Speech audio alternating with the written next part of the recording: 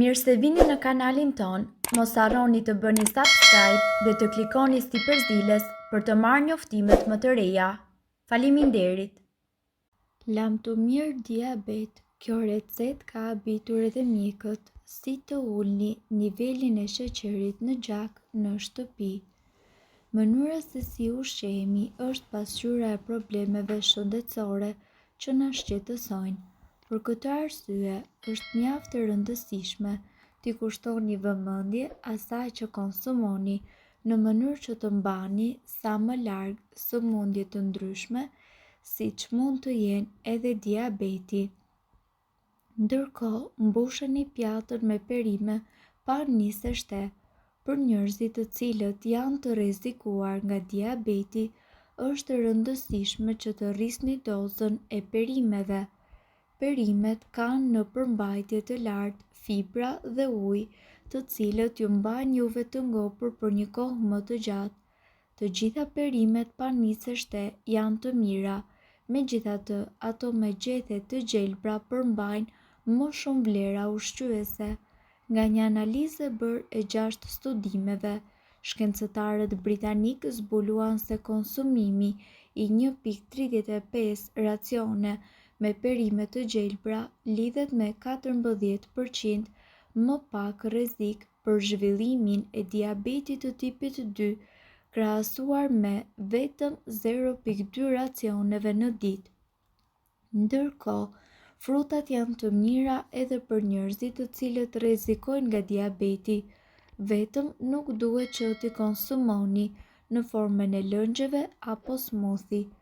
Konsumimi i drithrave bën që nivelet e sheqerit në gjak të rriten më ngadalë pas një vakti, ulet rreziku për zhvillimin e diabetit të tipit 2. Fibrat tek drithrat ngadalsojnë edhe procesin e tretjes së karbohidrateve, duke ulur kështu nevojën për insulinë. Drithrat përmbajnë gjithashtu lëndë ushqyese, antioksiduese dhe antiinflamatore të cilat munden të ndihmojnë në parandalimin e diabetit. Gjatë një studimi të publikuar, shkencëtarët ndoqën dietat e më shumë se 300 personave të cilët nuk shfaqën diabet për më shumë se 4 vite.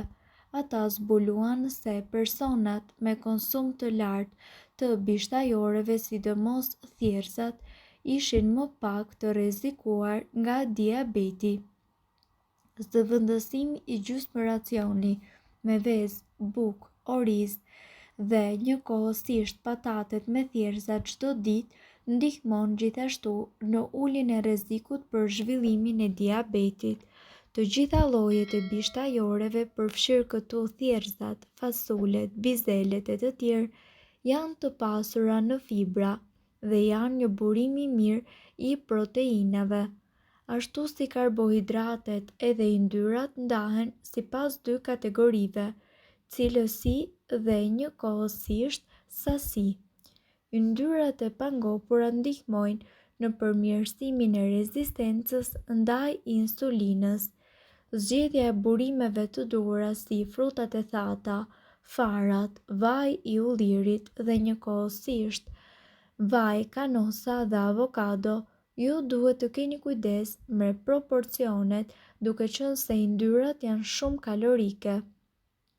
Proteinat ju mbajnë juve të ngopur për një kohë të gjatë, ato njëkohësisht ngadalsojnë tretjen, kështu që nivelet e sheqerit në gjak rriten dhe ulen më gradualisht pas një vakti. Konsumoni proteina me bazë bimore si fasulet dhe thjerrzat, si edhe mish, peshku dhe pule. Ndërkohë, kur dikush vuan nga diabeti, organizmi i tij ose nuk prodhon mjaftueshëm insulinë ose nuk mundet ta përdorë atë siç duhet. Ky problem shkakton akumulimin e tepërt të glukozës në gjak. Kjo gjë pasohet me një sër simptomash siç janë ndërbitja fizike apo sëmundjet e zemrës. Sipas të dhënave, një nga mënyrat për të mbajtur nën kontroll nivelin e sheqerit në gjak është njëkohësisht edhe ushqyerja tepër e shëndetshme. Ushqime dhe pije të cilat trupi juaj i përthith ngadalë janë më të mirat sepse nuk shkaktojnë luhatje të forta të sheqerit në gjak. Dhe ndërkohë, nga ana tjetër duhet të keni parasysh se dritrat e plota ose buka e elbit janë ndër ushqimet më të mira të cilat munden të ngadalësojnë diabetin dhe të mbajnë nën kontroll nivelin e insulinës. Ato janë të pasura me fiber e cila ngadalëson tretjen dhe stabilizon nivelin e sheqerit në gjak. Boronica, moll dhe gjithashtu rrushi. Shumica e frutave kanë një nivel të ulët të glicemisë sepse ato përmbajnë shumë ujë dhe fiber, por niveli i glicemisë mund të ndryshojë në varësi të pjekjes së frutave. Lëngjet e frutave për shembull kanë një nivel më të lartë glicemie sepse shtrydhja largon fibrën dhe ndërkohë në lëng mbetet vetëm sheqeri. Studimet gjithashtu kanë konfirmuar se njerëzit të cilët konsumojnë më shumë boronica, rrush dhe njëkohësisht moll janë tepër të pasur me ushqyes dhe njëkohësisht nga ana tjetër munden që të mbajnë nën kontroll nivelin e sheqerit në gjak dhe kanë më pak mundësi që të preken nga diabeti i tipit 2. Patatet e ëmbla. Patatet e zakonshme kanë një nivel tepër të lartë glicemie dhe për më tepër janë të pasur edhe me ushqyes. Kosi është i vetmi produkt bulmeti i cili ulë rrezikun e diabetit të tipit 2 dhe njëkohësisht kosi i bërë në shtëpi ka një nivel tepër të ulët glicemie dhe mbi të gjitha është mjaft i shëndetshëm. Sipas informacioneve, edhe tërshëra është një produkt i cili do t'ju vijë juve në ndihmë. Sipas të dhënave, tërshëra ka një nivel tepër të ulët glicemie dhe ka pak gjasa që të shkaktojë luhatje në nivelin e yndyrave në gjak. Megjithatë, diabetikët duhet që të mos e teprojnë me tërshërën sepse ajo përmban edhe karbohidrate. Shumica e arrorëve. Arrorët njëkohësisht janë të pasur me proteina me bazë bimore, acide yndyrore mono të pangopura, antioksidant, vitamina dhe minerale si magnezi dhe njëkohësisht kaliumi.